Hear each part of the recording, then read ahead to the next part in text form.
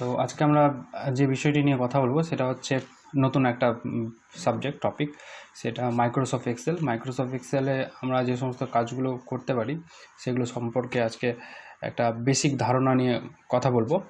তো আগে দেখে নিই যে মাইক্রোসফট এক্সেলটা কী করে অন করতে হয়।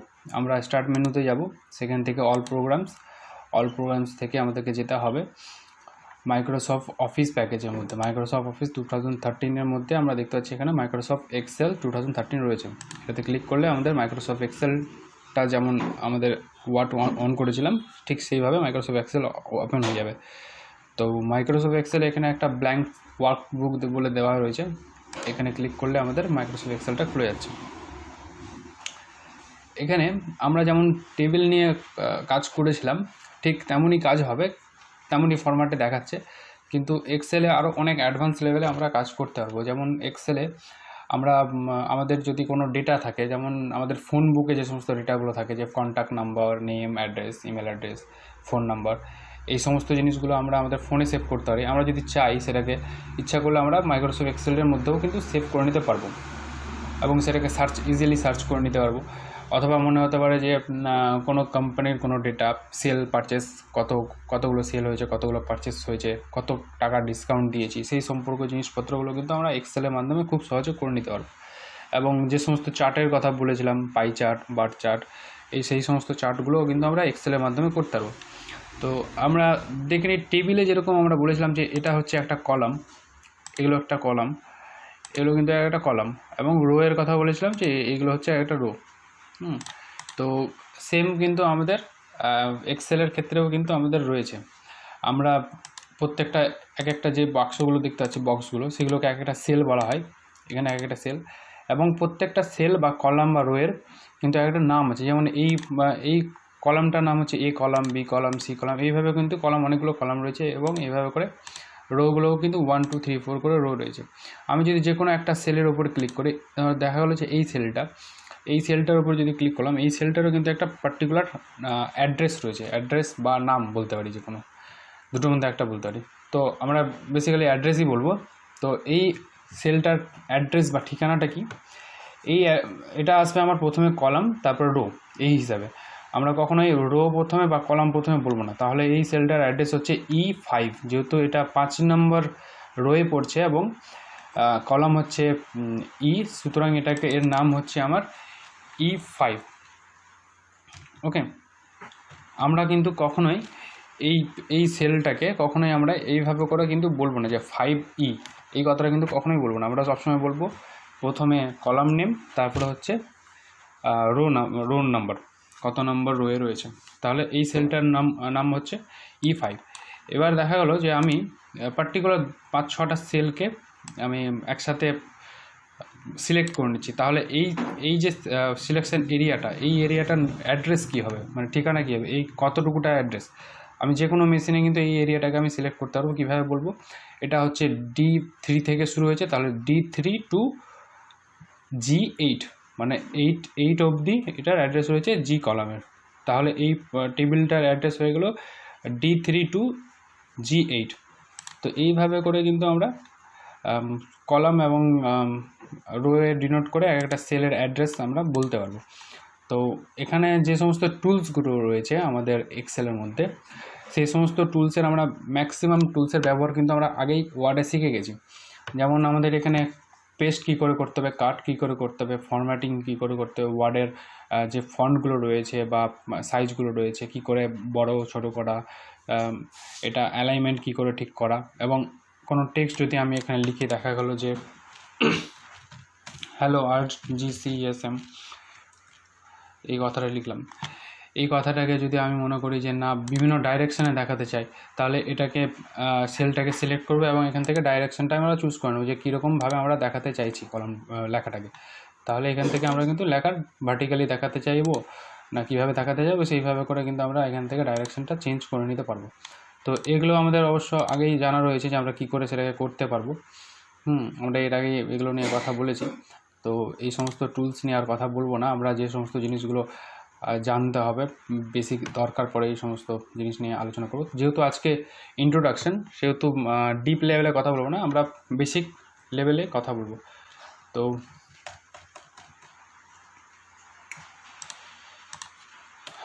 এই হচ্ছে হোম মেনুর জিনিসপত্র। হোম মেনুতে আর কী কী রয়েছে, এখানে জেনারেল রয়েছে। জেনারেলের মধ্যে এই অপশানের মধ্যে কী রয়েছে, আমরা জেনারেল মানে এখানে যদি আমরা কোনো টেক্সট ইউজ করি তাহলে আমরা জেনারেল ইউজ করব, টেক্সট বা নাম্বার যদি ইউজ করি তাহলে সেটা জেনারেলের মধ্যেই থাকবে। এবং যদি পার্টিকুলার যদি নাম্বার ইউজ হয় তাহলে যেমন আমরা 1 2 3 4 5 6 এইভাবে যদি কোনো নাম্বার ডিনোট করতে চাই তাহলে আমরা জাস্ট জেনারেলের মধ্যে কিন্তু ইউজ করতে পারবো। আবার যদি মনে হয়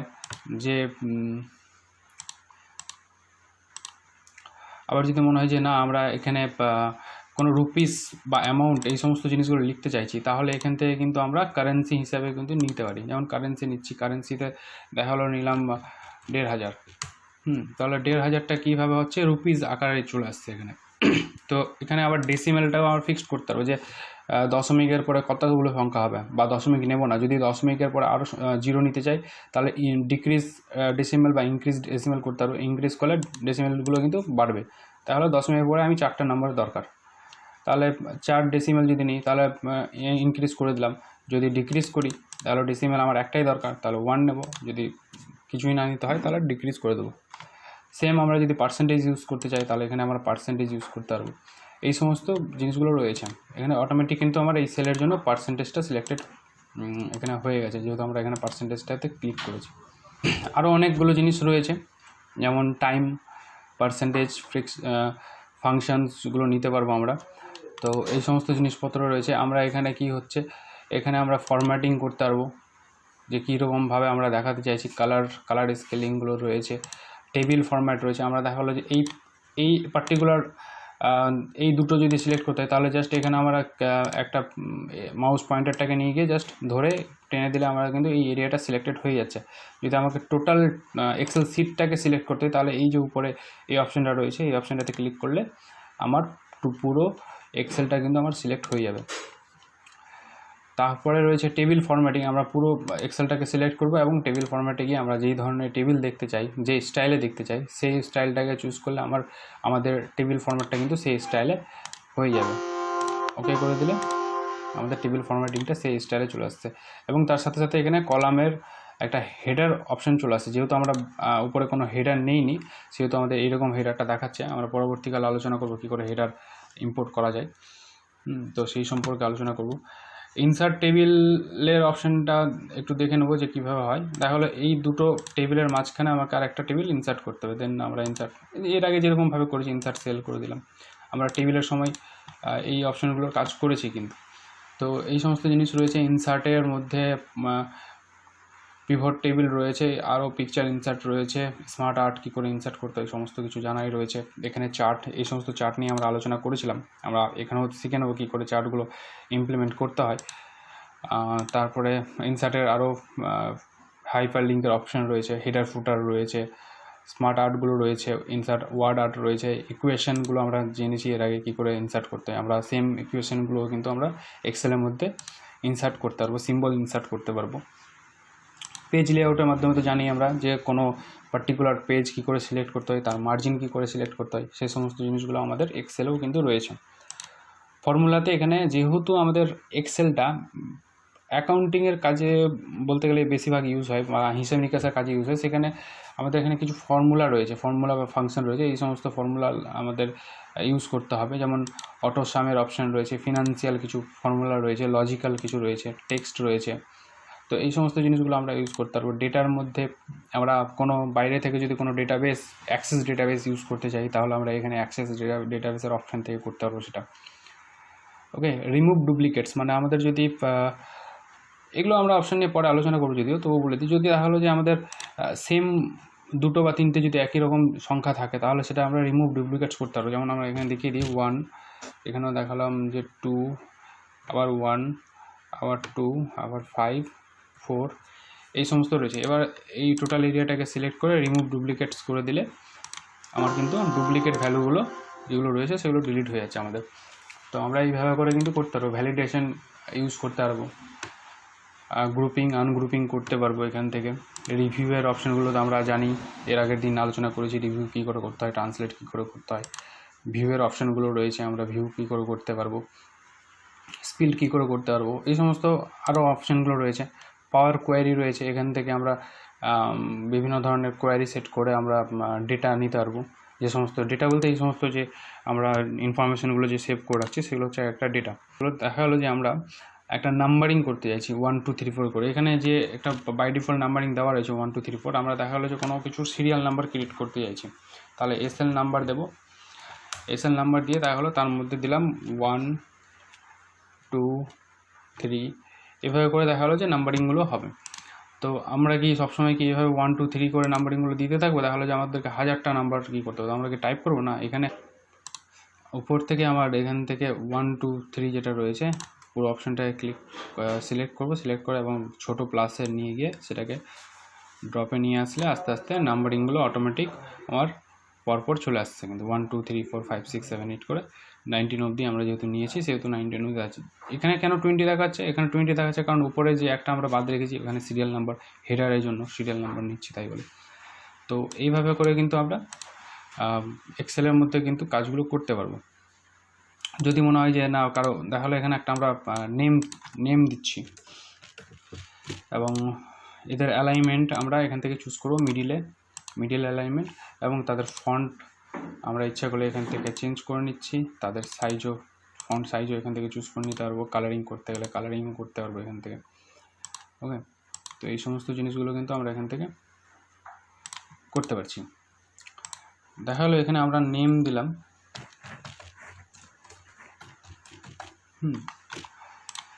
এই নেমটা দিলাম, দিয়ে এটার অ্যালাইনমেন্ট তো বললাম এখানে কি করে ডাইরেকশনগুলো চেঞ্জ করা যায়, এবং আরও কিছু দেওয়া যেতে পারে এর মধ্যে। দেখা গেলো আমরা এই নেম এবং সিরিয়াল নাম্বার এই দুটো টেবিলের পুরো 19 অবধি আমরা একটা বক্স তৈরি করব বা বর্ডার তৈরি করব। তাহলে বর্ডার কী করে দিতে আমরা জানি, অল বর্ডার করে দিলে এখানে কিন্তু এইটুকুটা পোর্শন কিন্তু আমরা বর্ডারে এরিয়ার মধ্যে পড়ে যাচ্ছে, বর্ডার হয়ে যাচ্ছে। নেক্সট চলে আসছি আমাদের যে জিনিসগুলো হয় মেনলি যা কাজগুলো করতে পারবো আমরা ক্যালকুলেটারে যে সমস্ত কাজকর্মগুলো করতে পারি আমরা কিন্তু এক্সেল সিটের মাধ্যমে সেই সমস্ত কাজগুলো করতে পারবো। যেমন এটা হচ্ছে আমাদের যোগ চিহ্ন, প্লাস করতে পারবো, মাইনাসও করতে পারবো। আমরা কিন্তু এই সিম্বলগুলো আমাদের কিবোর্ডের মধ্যে কিন্তু পেয়ে যাব, যোগ বা বিয়োগ চিহ্নটা পেয়ে যাব, কিন্তু গুণ চিহ্নটা আমাদের যেটা রয়েছে সেটা কিন্তু আমরা কিবোর্ডে পাবো না। সেটা এক্স একটা রয়েছে এবিসিডির মধ্যে, সেটা আমরা পাবো, কিন্তু সেটাতে কিন্তু গুণ হয় না। গুণ করতে গেলে আমাদেরকে অ্যাস্ট্রিক বলে এই চিহ্নটা রয়েছে, এটার নাম হচ্ছে অ্যাস্ট্রিক, এটা আমাদেরকে ইউজ করতে হবে। যেমন আমি এখানে দেখিয়ে দিচ্ছি আমাদের এক্সেলের মধ্যে দেখা গেল যে এখানে 5 রয়েছে, এখানে 6 রয়েছে। আমাদের এই দুটোকে 5 এবং 6কে গুণ করে আমাকে এখানে দেখাতে হবে। এখানে আমি করে দিলাম নাম্বার 1, এখানে করে দিলাম নাম্বার 2, আর এখানে করে দিলাম রেজাল্ট। ওকে, তো আমরা চাইছি এই দুটোকে রেজাল্টটাকে এখানে দেখাবে। নাম্বার 1 এবং নাম্বার 2 এর প্রথমে আমরা আসছি যোগ করে দেখাবে। তাহলে যোগ করতে গেলে আমাদের কি করতে হবে, যেটা এই রেজাল্ট যে সেলটা রয়েছে তার উপর ডাবল ক্লিক করতে হবে এবং লিখতে হবে ইজুকাল টু, সমান, মানে যেহেতু যোগ করতে হবে তাহলে ইজুকাল টু, এবং কি লিখতে হবে, যোগের হচ্ছে সাম, ইংরেজিতে হচ্ছে সাম। এবার ব্র্যাকেট শুরু, কোনটা যোগ করব, আমরা যে সেলটা যোগ করব C4 ক্লিক করব এবং একটা কমাও দিতে পারি অথবা ইজুকাল টু দিতে পারি, ইস টু দিয়ে পরের যেটা কলামটাকে বা সেলটাকেই যোগ করব সেটাতে ক্লিক করব এবং ব্র্যাকেট এন্ড করব, এন্টার করব। তাহলে আমাদের 5 এবং 6-এর যোগফল হচ্ছে 11। আমি যদি মনে করি এখানে পরবর্তীকালে নাম্বারটা চেঞ্জ করে 12 দিয়ে দেবো, দিয়ে ট্যাপ দিলে বা যে কোনো বাইরে ক্লিক করলে আমাদের এই সামেশনটা কিন্তু হয়ে যাচ্ছে। মানে আমার এই ফর্মুলাটা এই পার্টিকুলার সেলের জন্য কিন্তু আমার অ্যাপ্লাই হয়ে গেছে। আমাদের এই দুটোর উপর ডিপেন্ড করে আমরা এখানে যখনই ভ্যালুগুলো চেঞ্জ করে দেবো তখন আমার যোগটা অটোমেটিক কিন্তু চেঞ্জ হয়ে যাবে। তাহলে 15 জায়গায় আমি 25 করে দিলাম, তাহলে কিন্তু আমার অটোমেটিক কিন্তু যোগটা হয়ে যাচ্ছে। পরবর্তী সেলে আমি চলে আসছি যে বিয়োগটা কী করে করব। দেখা হলো আমি 30-র সাথে 12 বিয়োগ করব, তাহলে সেম প্রসেস ইকুয়ালস টু দেবো, দিয়ে কি দেবো, কোনটা থেকে কোনটা, এটা থেকে, তাহলে এই সেলে ক্লিক করব, মাইনাসে ক্লিক করব এবং এই সেলটাতে লাস্টের সেলটাতে ক্লিক করব, দিয়ে এন্টার করে দিলে কিন্তু আমাদের বিয়োগফলটা কিন্তু এখানে দেখিয়ে দিচ্ছে। যদি মনে হয় যে না আমরা একটু নাম্বার চেঞ্জ করব, তাহলে নাম্বার চেঞ্জ করলেও বিয়োগটা আমাদের দেখিয়ে দিচ্ছে। সেম আমার গুণফলের ক্ষেত্রেও হবে। তো আমরা দেখা হলো যে গুণ করছি 15 ইন্টু 2, তাহলে গুণফল কত হবে, 30 হবে। তাহলে আবার ইকুয়ালস টু দেবো। আচ্ছা, দেখা হলো আমরা ইকুয়ালস টু দিলাম না, তাহলে কি হতে পারে একটু দেখে নেওয়া যাক। তাহলে আমি দিলাম, আমাদের নেবেই না, এখানে আমাদের ইকুয়ালস টু দিতে হবে। ইকুয়ালস টু দিয়ে আমরা C9-এ ক্লিক করব, মানে এই সেলটার উপর ক্লিক করব এবং গুণ চিহ্ন দেবো। যেহেতু এক্স আমাদের এখানে নেবে না, আমাদেরকে ইউজ করতে হবে অ্যাস্ট্রিক, তাহলে আমরা কিবোর্ডে অ্যাস্ট্রিকটা দেবো, দিয়ে এই অপশানটাতে ক্লিক করব, D9-এ ক্লিক করে এবং এন্টার করে দিলে আমাদের দুটোর গুণফল কিন্তু দিয়ে দিচ্ছে। আমাদের যদি মনে হয় যে এটাকে চেঞ্জ করব, নাম্বার চেঞ্জ করলে আমাদের গুণফল কিন্তু চেঞ্জ হয়ে যাচ্ছে। সেম ভাগের ক্ষেত্রেও সেম, 125 ডিভাইডেড বাই 5 যদি করি, তাহলে ইকুয়ালস টু 125-এর উপর ক্লিক করব, ডিভাইডেড বাই 5 দিয়ে এন্টার, 25। আমাদের যদি মনে হয় যে না এটাকে নাম্বার চেঞ্জ করতে হবে, 10 করে দিলাম, তাহলে 12.5 হয়ে যাচ্ছে। এটা কিন্তু আমাদের এক ঘর দশমিক পর্যন্ত দেখাচ্ছে। আমরা যদি দশমিকটাকে বাড়াতে চাই, তাহলে এইভাবে করে কিন্তু আমরা দশমিকটাকে বাড়াতে পারবো এবং কমাতে পারবো। তো এই হচ্ছে যোগ বিয়োগ গুণ ভাগের অপশান। কী করে যোগ বিয়োগ গুণ ভাগ করবো, আমরা এইভাবে এই সমস্ত ফর্মুলাতে কিন্তু যোগ বিয়োগ গুণ ভাগগুলো করতে পারবো। তোমরা চাইলে এটা এই ফর্মুলাগুলো লিখে নিতে পারবে, নোট করে নিলে খুব ভালো, কারণ পরবর্তীকালে আমরা যখন মার্কশিট তৈরি করা বা আরও ডিপ লেভেলে যাব, তখন কিন্তু এই সমস্ত ছোটো ছোটো জিনিসগুলো কিন্তু আমাদের লাগবে। তাহলে আমি এখানকার সমস্ত কিছু ডিলিট করে দিচ্ছি। আর একটা ইন্টারেস্টিং জিনিস দেখাচ্ছি। দেখা গেল যে আমাদের এখানে কিছু নাম্বার রয়েছে, 12, ওকে, 15, 20, 22, 24, এইভাবে নাম্বার রয়েছে। দেখা গেলো যে 24, 25, এই সমস্ত নাম্বারগুলোর যোগফল আমাকে এখানে দেখাতে হবে। তাহলে আমাদের এটা সমস্ত কিছুর ক্ষেত্রেই কিন্তু হবে, যোগ বিয়োগ গুণ ভাগ সমস্ত কিছুর ক্ষেত্রে। আমাকে তাহলে কি প্রত্যেকটার ক্ষেত্রে কি ফর্মুলা লিখতে হবে না? প্রত্যেকটার ক্ষেত্রে ফর্মুলা লিখতে হবে না। তাহলে কী করতে হবে, প্রথম একটার ক্ষেত্রে আমি ফর্মুলা ইউজ করব 12 + 12 এবং এন্টার করব। আমার রেজাল্টটা চলে আসছে। এখানে আমার আবার ছোটো প্লাসের উপর ক্লিক করে ধরে টেনে দিলে আমার যতদূর রেজাল্ট দরকার পুরোটার কিন্তু ক্ষেত্রে আমার ফর্মুলাটা অ্যাপ্লিকেবল হয়ে যাচ্ছে। তার মানে আমাকে একবারই ফর্মুলাটা লিখতে হচ্ছে এবং পুরো যতগুলো দরকার আমার সেই ফর্মুলাটাকে আমি কিন্তু টেনে দিতে পারছি। যদি গুণ হয়, যদি এই দুটোর গুণ করতে হয়, তাহলে জাস্ট আমাকে এখানে কি করতে, ফার্স্ট ফর্মুলাটা আমাকে এখানে চেঞ্জ করতে হবে, দিয়ে আমাকে এখানে গুণ করতে হবে, বাইরে এন্টার করতে হবে। আচ্ছা, এখানে নাম্বার 1 এবং 2 করতে হবে, দিয়ে এন্টার করতে হবে, দিয়ে এই দুটো সেলের আমার গুণফল এখানে দেখাচ্ছে। কিন্তু বাকি যেগুলো রয়েছে, বাকিগুলোর ক্ষেত্রে আমার কিন্তু প্লাসের ফর্মুলা রয়েছে। তাহলে প্রত্যেকটার জন্য অ্যাপ্লিকেবল করতে গেলে আবার সেম ধরে টেনে দিলে আমার প্রত্যেকটার ক্ষেত্রে সেম জিনিসটা অ্যাপ্লিকেবল হয়ে যাচ্ছে। তো এইভাবে করে কিন্তু আমরা একটা জায়গাতে ফর্মুলা লিখে বাকিগুলোর ক্ষেত্রে আমরা অ্যাপ্লিকেবল করতে পারবো, মানে অ্যাপ্লাই করতে পারবো। তো এই হলো আমাদের এক্সেলের কিছু দরকারি ফিচার্স বা ব্যবহার। আমরা এর পরের দিন যে সমস্ত জিনিসগুলো নিয়ে আলোচনা করব, সেই সমস্তগুলো পার্ট করে, যেমন কী করে মার্কশিট তৈরি করতে হয় বা কী করে কোনো ডেটা সেভ করতে হয় এক্সেলের মাধ্যমে, তো সেই সমস্ত জিনিসগুলো আলোচনা করব। সেম এই ডেটাটাকে যদি আমরা সেভ করতে চাই ফাইলটাকে, তাহলে আমরা ফাইল সেভ অ্যাজে যাব অথবা সেভে যাব, সেভে ক্লিক করে দিয়ে আমাকে কোথায় সেভ করতে চাইছি সেই লোকেশনটা আমাদেরকে চাইবে।